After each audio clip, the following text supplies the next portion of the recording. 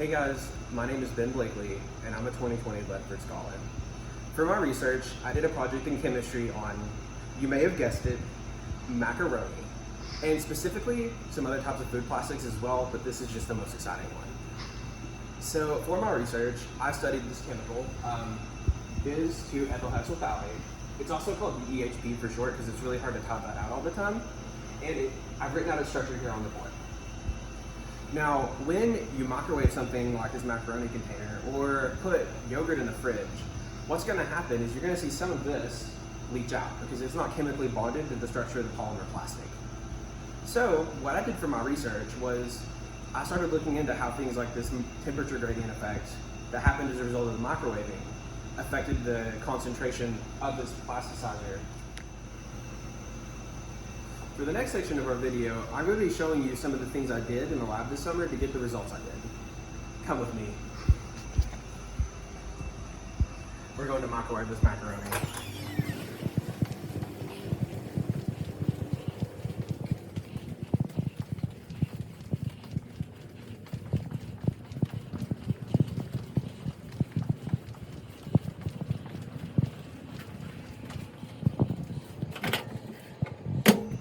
Now the macaroni is done, and I'm going to show you guys how I tested it for DEHP.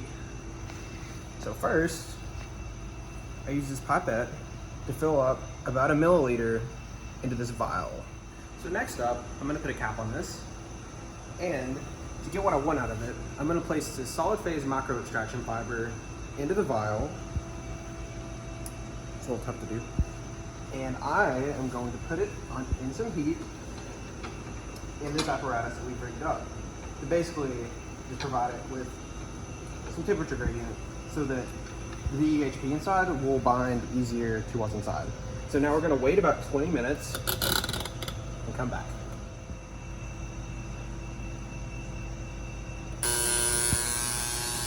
And our 20 minutes are up. So let's go ahead and run it through the gas chromatograph. It's right over here. See what's inside. So what we're going to do is we're going to stick it into this slot right here and push down the fiber, and then we're just going to hit start over here.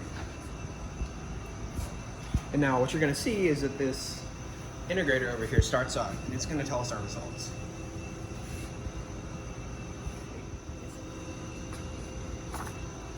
Alright, so now we have our results, and so what you can see here is that based on these peaks, where they are and how high they are, we're going to be able to tell what is inside the substance.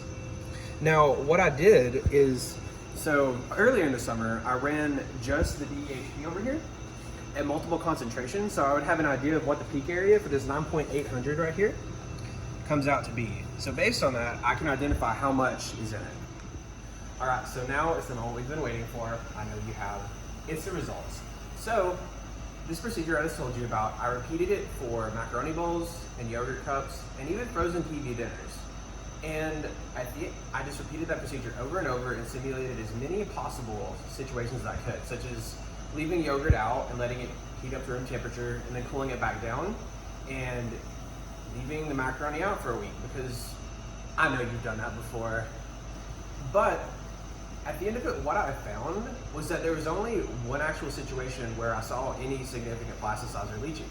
And that was what I just said. It was when you left the macaroni out for a week. Otherwise, these plastics seem to be safe to microwave and keep in the fridge and let thaw. But the reason I did this, in case you're wondering, is because DEHP, the chemical we talked about, is linked to cancer, a very rare form of cancer. Next, I would like to thank Dr. Christine Dalton for being my mentor. She supported me whenever I was not feeling good about this project and straightened me out whenever I was being mischievous with this project. Dr. Dalton, thank you. To my honorary lab partner, her son, Colby Dalton, who sat with me in the lab nearly every single day this summer and provided me with funny Snorlax drawings like this one over here. Yeah, it's amazing. Next, I would like to thank the person who is helping me film this, Tiffany Fritz. She's a student body president at Carson-Newman University, and we greatly appreciate her. And at Carson-Newman University and the provost, Dr. Jeremy Buckner, who wrote one of my recommendations for this scholarship, I would just like to say thank you. You've given me 4 amazing years here, and I can't wait to see where we're going to go next. Thanks again for watching. So this is the end of the video, and as such, as I'm putting a stop to this research today, I'm going to go ahead and hit symbolically stop on this instrument as well. Thanks for watching, guys.